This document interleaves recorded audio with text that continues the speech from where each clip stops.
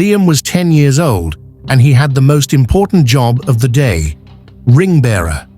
He wore a tiny tuxedo that made his neck itch, and his mission was to deliver 2 beautiful, shiny rings to his cousin, Rohan, who was about to marry the kindest person Liam had ever met, Emily Harper. The wedding was happening at the biggest, prettiest church in Oklahoma City. Sunlight poured through the giant stained glass windows, painting the aisle in happy streaks of red, gold, and blue. The air smelled of roses and fancy perfume. It should have been the happiest day ever. But Liam felt a nervous tickle in his stomach that had nothing to do with the scratchy tuxedo collar. It had to do with Savita Mehta, Rohan's mother. Savita was a tall woman who wore very expensive silk saris. She was strict, traditional, and had the kind of eyes that could stop a speeding train. She had traveled all the way from India, and she was very clearly not happy about this wedding. Liam had heard his dad whispering about it. Savita thought Emily wasn't worthy of Rohan. "She just needs time, Liam," Rohan had told him, squeezing his shoulder. "Mum just loves me too much." But Liam thought it was more than love. Whenever Emily was near, Savita's face would turn as hard and cold as the church marble. Right now, Emily was about to walk down the aisle. Liam stood proudly next to Rohan, clutching the velvet cushion with the rings. The music swelled. The big wooden doors opened, and there was Emily. She looked like a princess in her white dress, holding a bouquet of bright orange and white roses.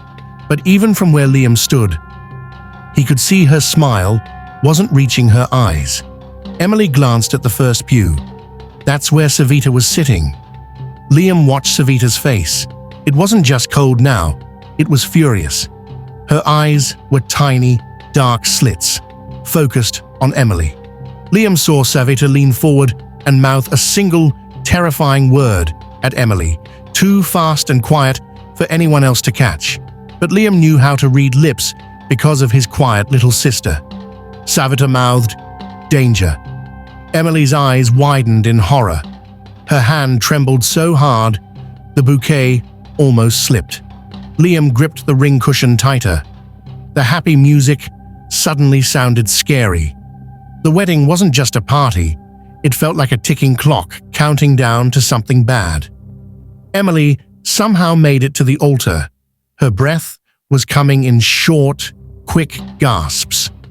Rohan looked confused and worried. "Are you okay?" "My love," Rohan whispered. Emily just nodded, trying to force a bright smile. But before the pastor could even say, "Dearly beloved," Savita rose from her seat. She didn't walk, she marched. She moved like a general approaching a battlefield. "Rohan, stop this foolishness." Savita's voice was loud and sharp, cutting through the silence of the church. Rohan looked embarrassed. "Mom, sit down. What are you doing?" Savita ignored him.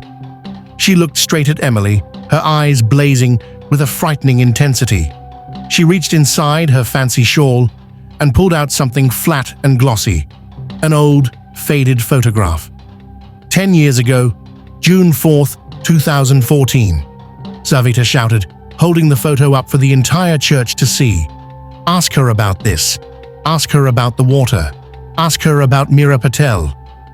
Liam recognized the photo. It was a picture of 2 teenage girls, giggling and covered in mud, standing near a lake. One of the girls was Emily. The other girl, Meera, had been a family friend of the Mehtas. The church gasped. Everyone had heard the story years ago. Meera Patel, Emily's childhood friend, had drowned 10 years ago in a tragic accident at a local lake. Emily was the last person to see her alive. The police called it an accident. A branch snapped. She fell. It was awful luck. But the Patel family, and clearly Savita, never believed it. Emily broke down, tears streaming onto her white dress. "It was an accident. I tried to save her. I was just a kid. I risked my life. The police cleared me." "Lies!" Savita shrieked. "You hid the truth. You stole something that night. You know what really happened to Mira?" Rohan tried to grab his mother's arm, but she shook him off. "I found the police report, Emily Harper, and I know you have been keeping a terrible secret about that day, a secret that still haunts you." Liam watched in terror. Emily was shaking, not just from sadness, but from true fear. It was like she was back at the lake, not at the altar. The chaos escalated quickly. Guests were shouting. The pastor was frozen. Rohan was trying to pull his mother away. Then, Savita dropped the photo. She pulled something else from under her shawl. It wasn't a gun. It was a huge, heavy metal crowbar wrapped in a piece of black cloth. She lifted it over her head and brought it down with all her strength onto the giant antique fuse box, hidden discreetly behind the flower arrangement near the altar. Crash, bang, sizzle. The sound was like a bomb going off, the loudest, most frightening noise Liam had ever heard. Sparks flew, followed by a thick plume of acrid, smoky black powder. The entire church went pitch black. The stained glass windows were useless now. Only the emergency exit signs glowed a sickly green. In the sudden darkness, there was only one thing: deafening screams.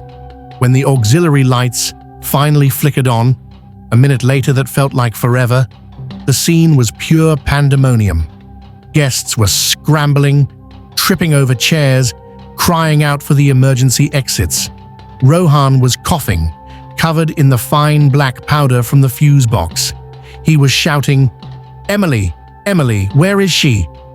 Liam, the ring cushion still clutched tightly, ran toward the altar.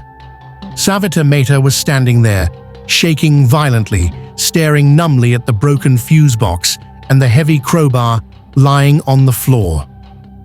She was breathing raggedly. She had caused the chaos, but now she looked as terrified as everyone else. But where was Emily? The bouquet was lying on the floor, crushed roses scattered everywhere. Emily's veil was snagged on the pew. The bride was gone. Liam looked at Rohan, whose face was pale with shock and horror. "She's gone," Rohan whispered, his voice cracking. "She just vanished." Liam, small and quick, ducked under the ropes and flowers. He ran around the altar. He noticed a small side door near the sacristy, a door usually locked, used only by the church staff. It was standing open, slightly ajar. "Rohan, the side door," Liam shouted, pointing. Rohan rushed over. He pushed the door open, revealing a dark corridor leading to the back parking lot. "She didn't run away," Rohan said, his eyes tearing up. "She would never just leave. Someone took her." The police arrived quickly, sirens wailing right outside the beautiful church. The wedding was officially a crime scene. Savita Mehta was instantly the prime suspect. She was standing next to the weapon, the crowbar, and had admitted to causing the disturbance. Detective Clara Jones, a sharp, no-nonsense officer with a kind face, took charge. She was questioning Savita in the sacristy. Liam, hiding behind a row of choir robes, listened. "Why did you attack the fuse box, Mrs. Mehta?" Detective Jones asked calmly. Savita was sobbing, her rage gone, replaced by devastation. "I didn't mean to hurt her. I just wanted to expose her. I wanted to stop the wedding. I know she killed Mira. She must be hiding the truth." "What truth?" Jones asked. 10 years ago, a piece of crucial evidence was ignored, Savita insisted. "The police said a branch snapped. But I heard from Mira's aunt that Emily was seen with a small metal box near the lake that day.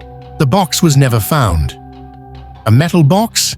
"Yes, I believe it contains proof. Proof that she covered up the truth. I only meant to stop the wedding and force her to confess. I didn't take her. Someone else must have seen the chaos and taken her through that side door. Liam felt the hair stand up on his arms. Someone else. Savita's angry plan had created the perfect moment for a real kidnapper to strike. The kidnapper must have known about the wedding and been waiting for a distraction. And the kidnapper was after the secret metal box that Emily still had. A secret Liam knew Emily had hidden in the most unexpected place. Liam ran out of the church, ignoring his father's desperate calls. He had to find Emily before the person who grabbed her found the secret box. Liam knew about the box. Emily had shown him 2 weeks ago when he helped her decorate her new apartment. "This is my only link to the past, Liam," she had told him, holding a small, dull silver box that was locked shut. "It holds a memory I wish I could forget, but I keep it safe, because someday it might help someone else." "What's in it?" Liam had asked. "A truth," Emily had whispered. "A truth I haven't been brave enough to share." Emily didn't keep the box in her apartment. She hid it outside, in a special place near the park where she often sat to think. Liam sprinted through the park. He knew the spot, a huge, ancient oak tree with deep, winding roots. He found the tree, his lungs burning. He remembered Emily telling him, "Look for the root that looks like a snake's head." Liam crawled under the low branches until he found the root that snaked up like a cobra. He dug quickly into the dirt just behind it. The dirt was loose. Emily had been there recently. His fingers brushed against cold metal. He pulled it out. It was the secret metal box. It was small, heavy, and locked. He sat back on his heels, catching his breath. He had the box. Now what? He opened the small envelope taped to the bottom of the box. It was a note in Emily's neat, hurried handwriting. "Liam, if you are reading this, I'm in trouble. The truth about Mira is in the box. The key is in the place where the only person I trust keeps their most important promise. The key will unlock the proof. Do not let them find it." Liam knew immediately where the key was. Emily trusted only one person fully, Rohan. And Rohan's most important promise was the one he was supposed to make today, the wedding rings. The key wasn't in the rings. It had to be with the ring-bearer accessories. Liam ran back towards the church, the metal box heavy and cold in his hands. He had to find his velvet cushion. Liam burst into the church hallway, which was now filled with police and yellow tape. He found his father and Rohan talking anxiously with Detective Jones. "Liam, where have you been? Are you okay?" his dad demanded, relief washing over his angry face. "I'm fine, Dad. I found something," Liam whispered, holding the box behind his back. He pulled Rohan aside. "Rohan, I have the box. Emily told me about it. It has the truth about Mira. She said the key is in the cushion, the ring cushion." Rohan's eyes, still red from shock, filled with a desperate hope. "The cushion! I didn't even think to look at the cushion." They quickly found the velvet cushion tossed onto a table near the altar. It was slightly singed from the fuse box explosion. Rohan grabbed it and felt around. "It feels solid, just padding." "No, look closer," Liam insisted, pointing to the fancy braided tassel that hung from the corner of the cushion. Rohan carefully unwound the tassel. It was thicker than it should have been. As he pulled, the velvet fabric of the cushion began to separate. Tucked tightly inside the thick braiding was a single, tiny, antique silver key. It was so small, it could have been mistaken for a decorative pin.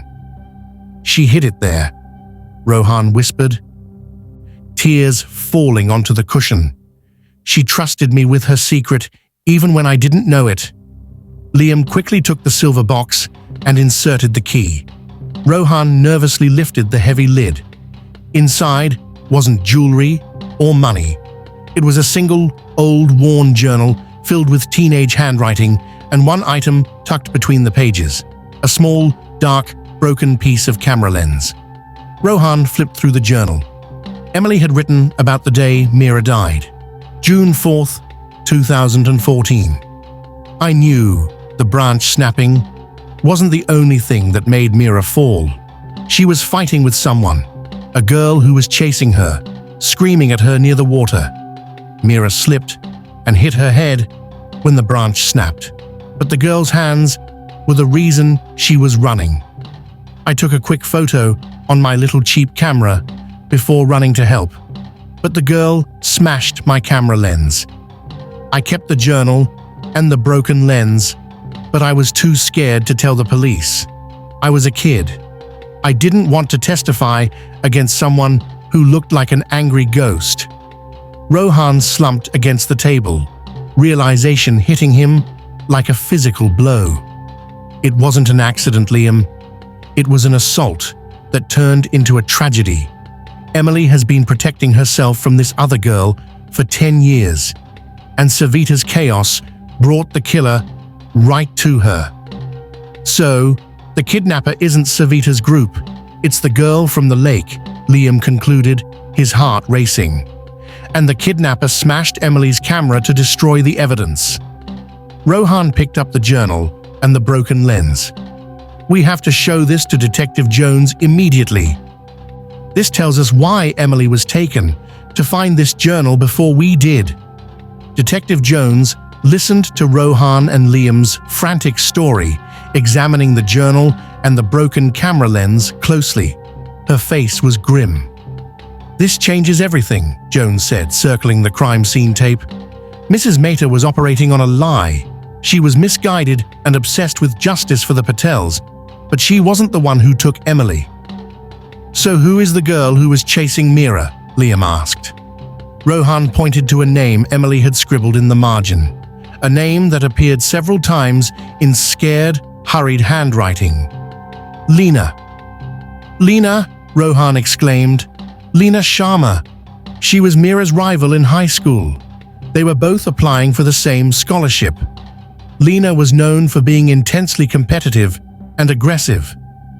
Lena Sharma, Jones wrote down the name. She was cleared by the original investigation. She had an alibi. She was supposedly at a summer job interview miles away. Rohan looked closely at the journal again. Emily wrote that Lena smashed her camera lens. This piece of lens is proof of the assault. Lena must have known that Emily kept this journal and the lens. But how did Lena know Emily was getting married and that the truth was about to come out? Liam asked. Savita, Rohan breathed, a mixture of guilt and horror on his face. When my mother hired a private investigator, she wasn't quiet about it. She was obsessed. She must have asked everyone she knew about Emily's past, including old family friends, like the Patel family, and even people who were on the original police report. And Lena was a family friend of the Patels, Jones finished, nodding slowly. Lena must have overheard or been informed that Savita was digging up the case. Lena knew that today, the one person who could expose her, Emily, would be in one highly predictable location, and that Savita would create a distraction. Lena used the wedding chaos to kidnap Emily and force her to reveal where the journal was hidden, Liam said. Realizing the cleverness of the crime, Detective Jones quickly sent an alert for Lena Sharma. Lena is our main suspect. We need to find where she would take Emily. Think, Rohan. Where would Lena take Emily to force her to confess or give up the journal? Rohan thought hard, his hands trembling. Lena works now as a freelance photographer. That's her family business. She's currently based out of an abandoned photography studio just outside of Bricktown. She always uses the back alley to avoid paying rent. A hidden, abandoned location, Jones confirmed. A place where she could force Emily to talk. That's where we'll start. I'm going with you, Rohan insisted. No, Rohan, you need to stay here. We need you to identify Lena if we find her, Jones said firmly. Liam stepped forward. I know how to get into the back alley without being seen. I found Emily's box. I can help. Jones looked down at the determined 10-year-old in the too big tuxedo. She sighed, knowing she couldn't stop him, but she could protect him. Fine, Liam, but you stay with me. You are my lookout. No heroics, understood? Understood, Detective, Liam promised, even though his heart was already planning the heroics. The abandoned photography studio was in a dark, dusty corner of Bricktown, smelling of damp wood and old chemicals. It was tucked away in a tiny, dead-end alley behind a loud, busy restaurant. Detective Jones, dressed in a protective vest and carrying a flashlight, signaled for Liam to stay close behind her. Lena won't expect the police so fast, Jones whispered. She thinks she has all the time in the world. They moved silently along the brick wall. Liam noticed something important. There was a black car parked at the end of the alley, its engine ticking softly, almost hidden under a tarp. Detective, Liam whispered, pointing at the car. The passenger door is still open a tiny bit. They just got here. Jones nodded, gripping her weapon tighter. Good eyes, Liam. They reached the back entrance of the studio, a rusty metal door with a small, high window. Jones tried the door. It was locked. She shone her light through the window. The room inside was full of bulky, draped equipment and the faint smell of dark-room chemicals. Suddenly, a muffled, desperate cry came from inside the room. Emily! Rohan's name, thick with fear. Jones pressed her back against the wall. She's in there. We have to go in fast. She took out a small toolkit and quickly, quietly, began picking the lock. Liam scanned the alley again. He noticed a strange, thin wire running from the back of the studio door all the way up the wall to the window above. Detective, wait, look at this wire. Liam pointed. Jones stopped, shining her light on the wire. That's a tripwire. She rigged a cheap alarm. If we open the door, it will set off a loud warning sound. She knows we're coming, Liam realized. Jones frowned. We can't risk the noise. If we set off the alarm, she might hurt Emily or run. Liam looked up at the high window, which was dusty and small, barely big enough for a small person to fit through. I can go through the window, Liam said, his voice quiet but determined. I'm small. I can unlock the door from the inside before she knows we're here. No alarm. Jones looked at the window, then at Liam's determined face. That's dangerous, Liam. She might be armed. She's after the journal, Liam said, pulling the box out of his jacket and showing it to her. If I go in, I can create a distraction. She'll want this box. She won't look at the door. Jones hesitated for only a second. Emily's muffled voice cried out again. Time was running out. Okay, Liam. But you are a distraction only. You get the box into her sight, and you get out of the way. I'll be right behind you. Do not try to fight her. Liam nodded. He knew this was the most important moment of his life. Jones boosted Liam up onto an old stacked pile of wooden pallets. He reached the window, carefully pushing open the small latch. The glass squeaked horribly. Liam froze, holding his breath. A voice from inside, cold and aggressive, spoke. Who's there? It's just the wind, Lena, came a familiar voice. Liam froze again. It wasn't just Lena. There was a second person helping her. He recognized the second voice. It was Damien Riker, Rohan's cousin from the other side of the family, known for being charming but unreliable. He must have been helping Lena and acting as her lookout. Liam quickly squeezed through the narrow gap, landing silently on a soft pile of darkroom drapes. He was in a small, cramped hallway. He could hear them talking in the next room, the main studio. Lena's voice. "Where is the journal, Emily? I know you have the evidence. Tell me where you hid the journal, and I'll let you go." Emily's voice, weak. "I don't have it, Lena. I lost it years ago." "Liar! Savita's PI mentioned it. Now tell me, or I swear I'll make sure you disappear for good this time." Liam crept to the studio door. He could see through the crack.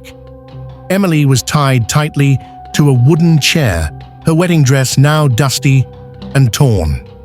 Lena Sharma, a thin woman with sharp, furious eyes, was pacing in front of her, holding a large camera tripod like a weapon. Damien Riker was sitting on a stool near the back, checking his phone. Liam needed to act fast. He reached for the back of the door, quietly searching for the internal lock. "Final chance. Emily," Lena snarled, raising the tripod. Liam found the large, rusted deadbolt. He yanked it open. Clunk! The noise was loud enough to make both Lena and Damien jump. "What was that?" Damien yelled, dropping his phone. Liam didn't wait. He stepped into the doorway and threw the silver box right into the middle of the room. "She doesn't have the journal," Liam shouted, his voice squeaking with adrenaline. "I have the journal. It's in the box." Lena instantly forgot Emily. Her eyes went wide, focused entirely on the metal box skittering across the floor. "The box! Grab it!" Lena screamed at Damien. As Damien lunged for the box, Detective Jones burst through the now unlocked door. "Police! Freeze, both of you! Drop the weapon!" Jones roared. The studio became a scene of absolute mayhem. Damien, trying to grab the box, ran directly into Detective Jones. He was loud and clumsy and quickly subdued, but Lena was fast. She snatched the metal box off the floor, her eyes wild. She didn't try to fight. She ran towards the back of the studio, where a darkroom curtain hung. "Stop right there, Lena Sharma," Jones yelled. Lena ripped open the curtain and disappeared into the darkroom. "She's getting away," Liam shouted. "Stay with Emily," Jones ordered, chasing after Lena. Liam rushed to Emily, quickly untying the thick ropes around her wrists and ankles. "Liam, you're my hero. You came for me," Emily cried, hugging him tightly. "The journal is the only proof. She can't get away with it." Suddenly, a loud crash came from the darkroom, followed by a smash of glass. Jones rushed out, shaking her head. She got out through a broken skylight. "She's heading towards the rooftops." "She has the box," Emily gasped. "No, she doesn't." Jones held up the heavy silver metal box. It was dented from Lena's grab, but she had managed to tackle it away from her. "She's after the journal itself now," Jones realized. "She knows the box is too heavy to run with. We have the proof, but she is still loose." Just then, the phone Damien had dropped earlier started ringing, showing a picture of a distraught Rohan. "We have to get Rohan here," Emily said, standing up on shaky legs. "He needs to see the truth about Lena, and he needs to know I'm safe." Jones looked at the rooftops. "Lena will try to escape on the train lines near the highway. We'll send officers there. You and Liam stay here. Don't move." But Lena wasn't finished.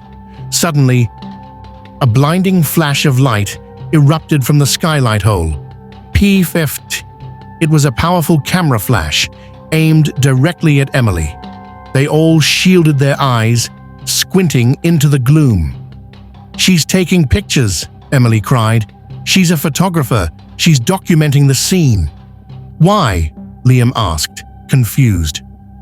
"To try and twist the narrative," Jones realized. "To make it look like we framed her. She's proving she was here." Lena knew she was caught, but she was trying to create a false trail of photographic evidence to use in court. Just then, a pair of sharp black boots landed on the floor of the studio. It wasn't Lena. It was Savita Mehta. She had slipped away from the police at the church and tracked the abandoned car in the alley. Savita looked at Emily, then at the captured Damien, then at the hole in the roof. Her eyes were wide with shock. "It wasn't Emily," Savita whispered, her voice cracking. "It was Lena. Oh my God, what have I done?" She rushed to Emily, collapsing at her feet. "I accused you.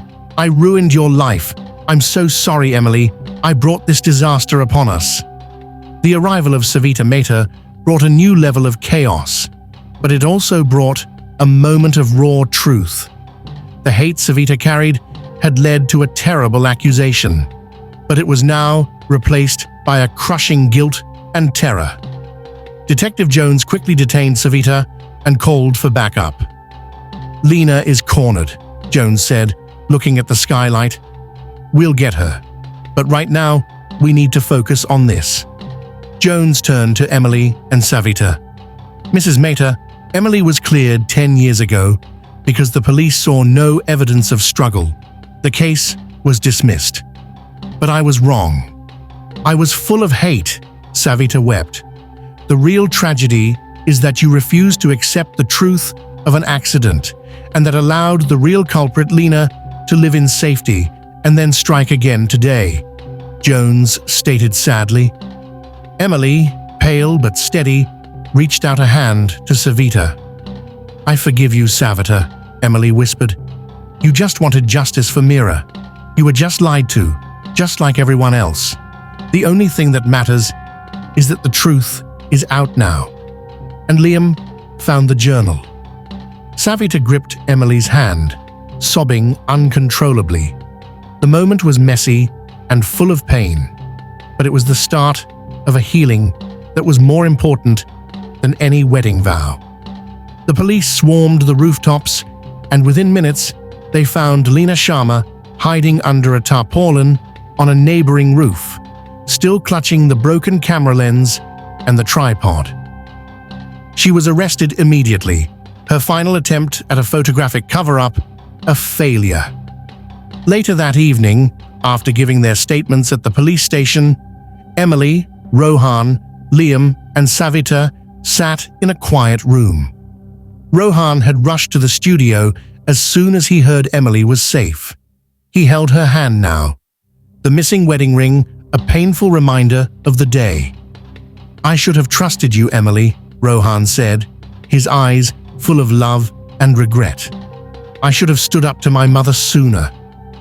"You did the best you could, Rohan," Emily smiled weakly. Savita, her makeup smudged and her pride shattered, looked at Emily. "The police told me about the letter you wrote, about hoping love stands taller than fear." She looked at Liam, who had saved the day.